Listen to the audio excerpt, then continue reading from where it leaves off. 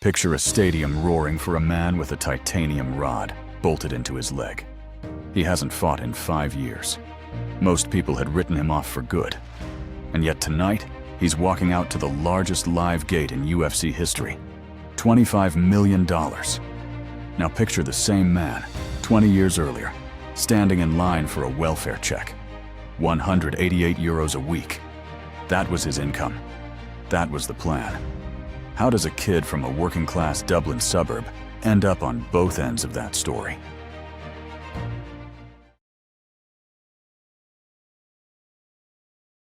His name is Conor McGregor, and it starts in Crumlin, where he grew up the son of Tony and Margaret McGregor. Football came first. Combat sports came later, as a way to build confidence.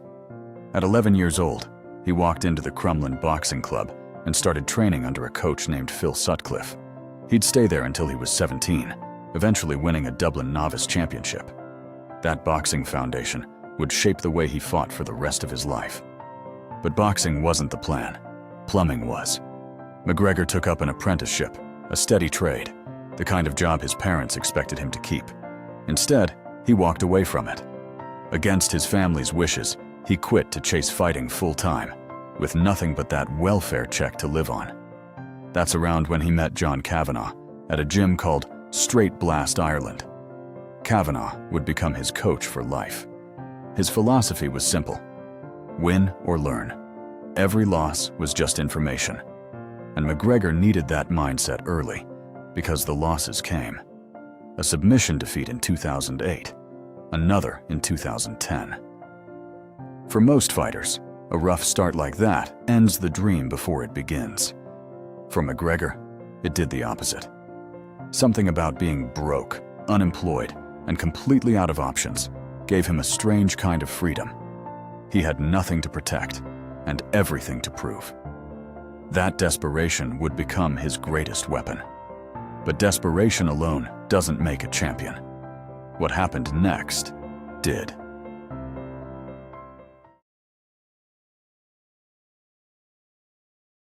Before the world ever heard of Conor McGregor, a European promotion called Cage Warriors did. In 2012, he did something almost no one had done. He became a 2-division champion, holding both the featherweight and lightweight titles at once. That was the resume he brought to the UFC. His debut came on April 6, 2013, against Marcus Brimage. It lasted 67 seconds. McGregor won by knockout, then walked to the microphone and demanded a bonus on live television. 60 G's, baby. The UFC paid it. It was the first sign that this fighter understood something his peers didn't. The fight was only half the show. He started calling himself Mystic Mac because he kept predicting exactly how his fights would end. Round and method, called in advance, fight after fight. It sounds like a gimmick. It wasn't. It was working. 3 things set him apart from everyone else on the roster. First, psychological warfare. He brought Muhammad Ali-style trash talk into a sport that had never really seen it, and he used it to get inside opponents' heads before they ever touched gloves. Second, he tapped into a market nobody had bothered with: Ireland. At a UFC event in Dublin in 2014, he stood in front of his home crowd and said, "We're not here to take part. We're here to take over." It wasn't just a line. It became a movement. Third, his striking looked like nothing else in the cage. A wide, bouncing, karate-style stance that traditional wrestlers and Muay Thai fighters simply hadn't trained against. Even injury couldn't slow him down. Early in his UFC run, he tore his ACL mid-fight against a young fighter named Max Holloway back in 2013 and fought through it to the final bell anyway. That name, Max Holloway, would matter again more than a decade later in a way nobody could have predicted. All 3 of those things collided in one moment, on one night, against one man who was supposed to be unbeatable.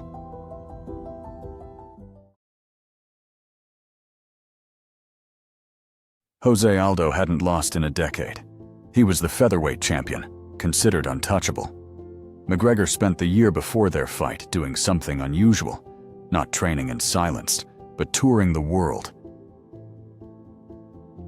Needling Aldo in front of cameras, chipping away at his composure one press conference at a time. By the time they got in the cage at UFC 194 in December 2015, Aldo was rattled. He rushed in. McGregor read it, threw a single counter left hook, and it was over. 13 seconds. The fastest title fight finish in UFC history, and proof that the mind games weren't just theater. They physically changed how his opponents fought. But invincibility didn't last long. Just 3 months later, he jumped up 2 weight classes on 11 days' notice to face Nate Diaz. Diaz absorbed everything McGregor threw at him, wore him down, and submitted him in the second round. McGregor's first loss inside the UFC, and proof his aura wasn't unbreakable after all. 5 months after that, in the rematch, McGregor found something new: the ability to adapt. He ground out a majority decision over Diaz in one of the sport's most punishing wars. 5 brutal rounds that proved he could take a real beating and still find a way to win. It wasn't just a redemption story. It was a preview of the resilience he'd need years later when the stakes got far higher. 11 months after that first Diaz fight, at UFC 205, he did it again, finishing lightweight champion Eddie Alvarez in the second round. That win made him the first fighter in UFC history to hold 2 undisputed championships in 2 weight classes at the same time. He was now the biggest star the sport had ever produced. So he did something no champion before him had done. He left the cage to box Floyd Mayweather Jr. It happened in August 2017, and it sold 43 million pay-per-view buys in North America alone, the second highest total ever recorded. McGregor reportedly walked away with roughly $100 million from a single night. That money didn't just sit in a bank account. It launched something bigger.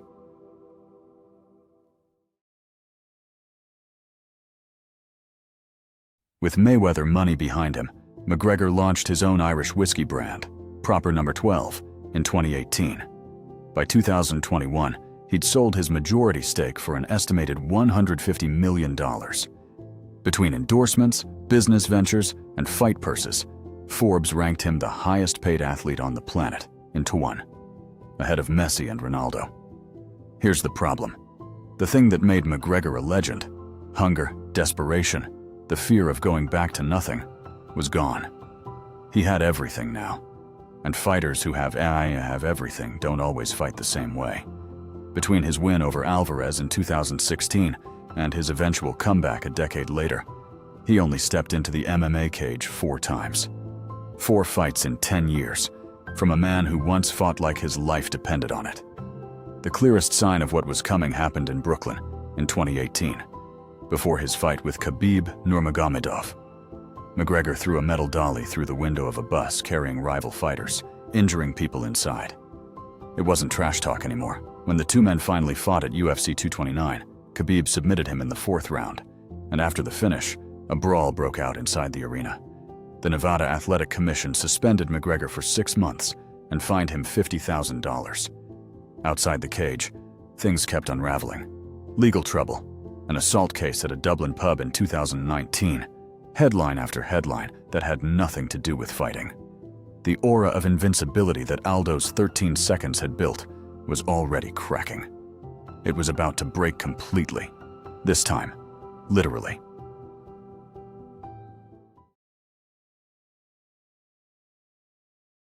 Dustin Poirier was the fighter who showed the world exactly how far McGregor had fallen behind. McGregor had knocked him out back in 2014, when Poirier was young and unrefined. By January 2021, Poirier wasn't that fighter anymore. At UFC 257, he targeted McGregor's lead leg with calf kicks over and over, until McGregor's wide stance simply couldn't hold him up. Poirier knocked him out in the 2nd round, the first time in his career McGregor had ever been finished by strikes. 6 months later, they fought a 3rd time. And this time, something worse happened. At the end of the 1st round of UFC 264, McGregor's leg gave out beneath him, a fractured tibia and fibula. He sat against the cage, unable to stand, as the fight was called off around him.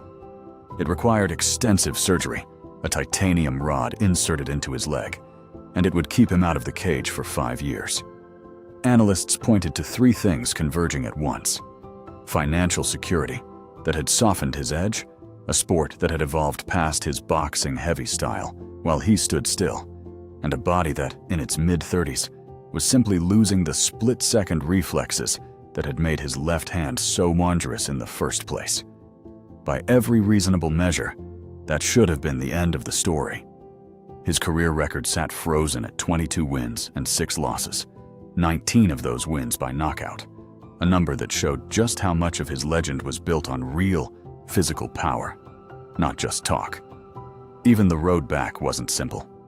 A planned return against Michael Chandler in 2024 fell apart when a toe injury forced him to withdraw.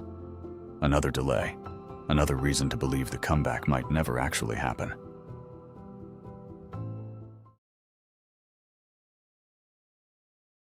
It wasn't the end. On July 11th, 2006, 5 years after that leg shattered beneath him, 37-year-old Conor McGregor walked back out to face Max Holloway, a man he'd already beaten 13 years earlier, back when both of them were unknowns.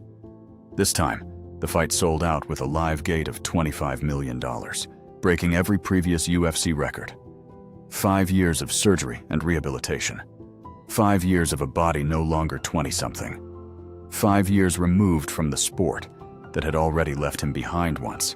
With calf kicks and cage wrestling, no fighter had needed against him in his prime. And yet the crowd came anyway. Not for a guaranteed winner, for a name that still meant something the moment it was announced. That's the part statistics can't fully explain. Wealth was supposed to kill his hunger. A broken leg was supposed to end his career. 5 years of silence should have made people forget. None of it did. So, back to the question this story opened with. How does a broke plumber's apprentice, once living off a welfare check in Crumlin, end up commanding the biggest crowd in the history of his sport? Twice, once on the way up and once on the way back? Maybe the answer isn't really about money or titles, or even the 13-second knockout that started it all. Maybe it's simpler than that. Conor McGregor never needed to be undefeated to be unforgettable. He just needed people to keep watching to find out what happens next. And on July 11th, 2026, they still were. Thank you for watching. If you enjoyed this documentary, please like, share, and subscribe for more stories like this.